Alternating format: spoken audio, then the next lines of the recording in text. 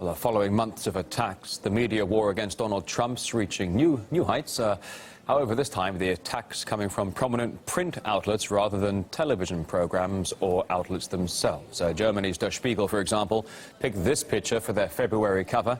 There's Donald Trump beheading the Statue of Liberty ISIL style. The Irish publication Village also sparking outrage. It actually debates whether the US president should be assassinated. There's the cover showing Trump in the crosshairs of a gun. And we got reaction from media and legal analyst Lionel, as well as political comedian Tim Young. I am shocked.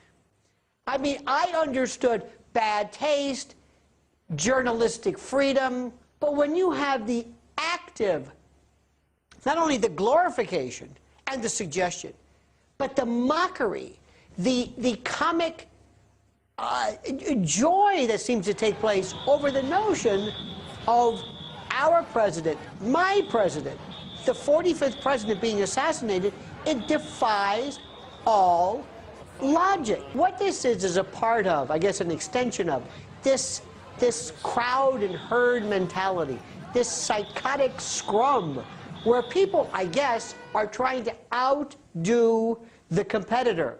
And the question is, where does it end? Depicting Donald Trump as essentially a terrorist that beheaded America is pretty disgusting. I think that a lot of the liberal media is very upset that Hillary Clinton didn't win the last election, so they feel like it's their job then to do whatever it takes politically to stop Donald Trump. And what they've done is they've set up a narrative where violence is okay as well. If you call someone Hitler over and over again, if you call someone a Nazi over and over again, it almost justifies the violence. They're becoming very just completely activist for the left and promoting this violence and protests against our president. And with all the hatred against the new president, one dating app has decided to capitalize on the division. Miguel Francis Santiago takes a look. I like cute kittens. I like history. I like hiking. But who cares? What matters now is who you hate. You think you've seen it all in the world of matchmaking? Think again. Love through hate is the motto of a new app called Hater. That's right, a Tinder-like dating app that matches you with the people that hate the same things you hate. Just think of the possibilities. Well, let's give it a try, shall we? I hate Wall Street.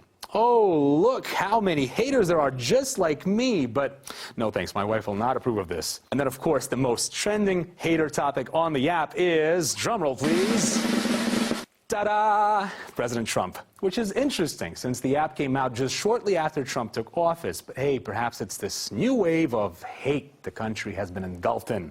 Who knows? Like hate crimes, hate speech, and of course, hating Justin Bieber.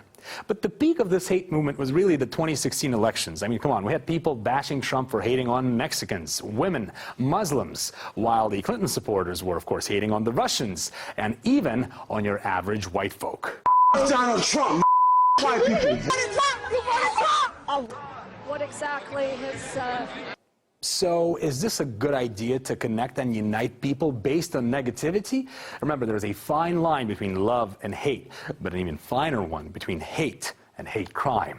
So if you're a hater, go get a dog or something. Get some sunshine in your life and lighten up, because there is always room for love. Miguel Francis Santiago, RT. The U.S. has sent a naval destroyer to patrol the coast off Yemen to guard American vessels against Iranian-backed Houthi fighters. And that's increased tensions with Iran after Washington slapped it with new sanctions following the country's recent ballistic missile test. But Iran is not the only country that America is taking a tough stance on. Caleb Mopan reports. We know that in the past, Donald Trump has threatened to undo the deals made by the Obama administration with Havana. Now, according to White House Press Secretary Sean Spicer, the deals made by the Obama administration with Cuba are now under review. Now, we know that the Obama administration considered the fact that they restored relations between the United States and Cuba after 50 years to be one of its crowning achievements.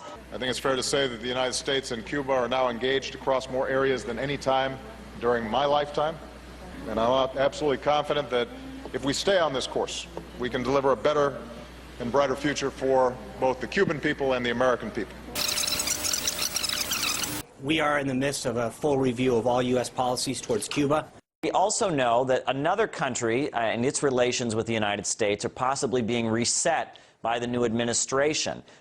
Iran has been slapped with new sanctions. A few days prior, Donald Trump got on Twitter and said, Iran is playing with fire. They don't appreciate how kind President Obama was to them, not me. And now with these new sanctions, 13 businesses as well as 12 individuals targeted by new sanctions against the Islamic Republic of Iran. Now, the Obama administration considered the JCPOA, the result of the P5+1 talks and the nuclear deal, they considered that also to be one of their crowning achievements in foreign policy. But it seems that this new deal is essentially annulling what took place under the Obama administration. This week, together with our allies and partners, we reached a historic understanding with Iran.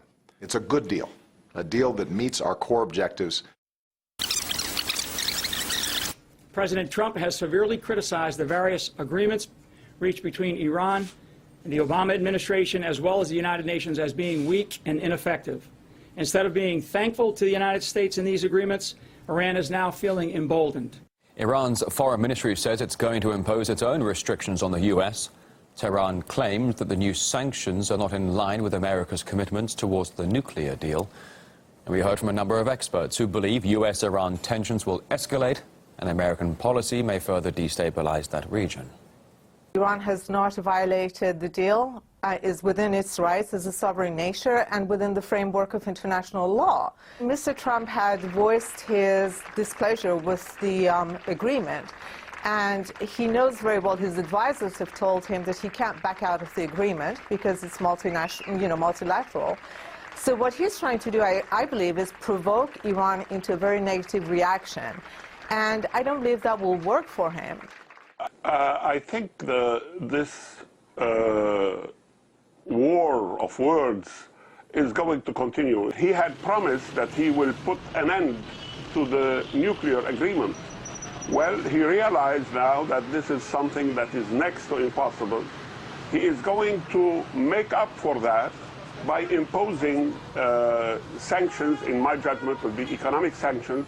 To ban Iran from conducting tests and to develop its missile technology actually contributes to the destabilization of the region and accelerated arms race. Well, American diplomacy faces another challenge, this time from the EU. Prominent MEPs are rounding on Ted Malloch, Donald Trump's choice for ambassador to Brussels. They've written a letter to the presidents of the European Council and the European Commission, in which they express concern that Malloch wants to disrupt the EU. It follows his remark to the BBC that, quote, the union maybe needs a little taming. And Ted Malloch also spoke to RT's Afshin Ratansi. The big thing that has changed and the thing that has really gotten the fears stirred up is Brexit. And I half facetiously say that if you put two letters, any European country, in front of the word exit, you have a possibility in Europe. So there are a number of elections coming up. Why not put this to a democratic vote in Europe? Let the European people across Europe decide whether they want to be in or out of the European Union, how they want to construct that union. The world would be a better place if we could have a different relationship between Western Europe, the United States, and Russia. Russia is not the Soviet Union. I can underscore that if I need to. So if we were to take actually a different scenario and say in 2 years, in 3 years, in 4 years, we could improve those relations, wouldn't the world be a much better place if we had defeated ISIS? If we had solved the problem of the civil war, which is so sad in Syria, if we had actually had a plebiscite, a fair one, with international standards in Crimea, if the situation in the Ukraine had been actually brought to a very good solution, and if the Baltic states felt more comfortable, and if those sanctions were removed, would not the world be a better place? So you reject the Kremlin's view that there was a plebiscite in Crimea? Well, I think that it might be necessary to have a fair and open plebiscite. This is something open for discussion with international observers. Some of the people around Donald Trump have a much more open attitude and perspective, are much more willing to have a conversation, which has frankly started now between Putin and Trump. They've promised to have telephone calls regularly, which I think is a very good thing with each other. I would be very hopeful that they would actually, I mean, I don't dream up this idea, have a summit somewhere, maybe called Reykjavik, where some good things happened in an earlier era, an era that I was very fond of between Mr. Gorbachev and Mr. Reagan. So let's be optimistic and not take this kind of pessimistic low view. Well, here on RT, we look at whether the EU's threat priorities are accurate right now in the wake of the Paris terror attack at the Louvre in the past 24 hours. We'll cover that story in just a moment.